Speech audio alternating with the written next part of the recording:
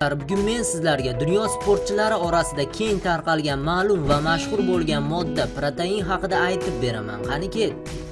Protein nima? Protein bu inglizcha so'z bo'lib, ruschasiga belok, o'zbekchasiga oqsil deyiladi. Protein oqsil modda bo'lib, uning tarkibida uglerod, vodorod, kislorod va azot bor. Protein nima uchun kerak? Protein inson organizmida nima vazifa bajaradi?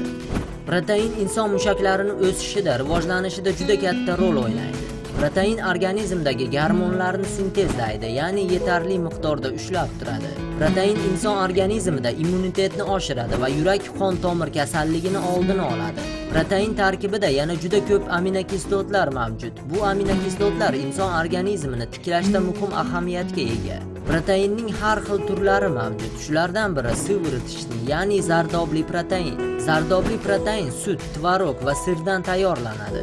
Bu protein oqsillarga juda boy bo'lib, undan tashqari uning tarkibida B1 va B2 vitaminlari ham bor. Bu vitaminlar insonni sog'lom bo'lishiga yordam beradi.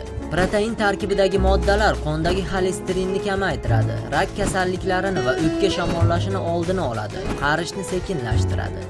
Proteinni sportchilar qachon va necha mahal iste'mol qiladi?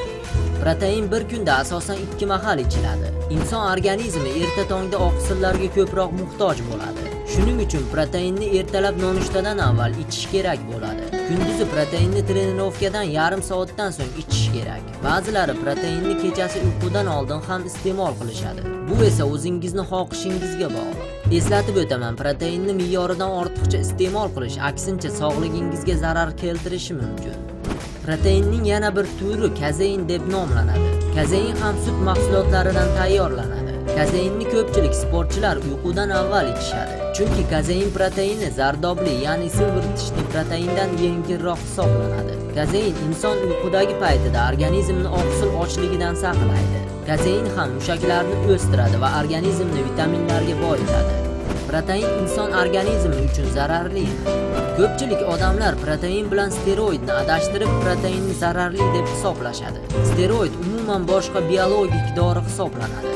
Buni doping bilan deyarli farqi yo'q. Steroid inson organizmiga xuddi dopingdek ta'sir qiladi va ziyon keltiradi. Steroid ukol va tabletka holida qabul qilinadi. Steroid zararli hisoblanadi. U yurak infarktiga sabab bo'lishi ham mumkin. Ba'zi sportchilar tezroq mushaklarini o'stirish uchun o'zlariga steroid ukollarini qilishadi yoki steroid tabletkalarini ichishadi. Bunday qilish inson salomatligiga ziyon keltiradi. Shuning uchun protein bilan steroidning juda katta farqi bor. Protein esa tabiiy mahsulotlardan tayyorlangani tufayli insonga uning hech qanday zarari yo'q. Aksincha, agar me'yorida yuqorida aytilgan retsept bo'yicha iste'mol qilinsa, inson salomatligi uchun juda foydalidir. Faqat me'yordan oshirib yubormaslik talab qilinadi. Chunki agar inson organizmida oqsillar, vitaminlar ko'payib ketsa ham bu yomon oqibatlarga olib kelishi aniq. Hamma narsani me'yorida bo'lgani yaxshi.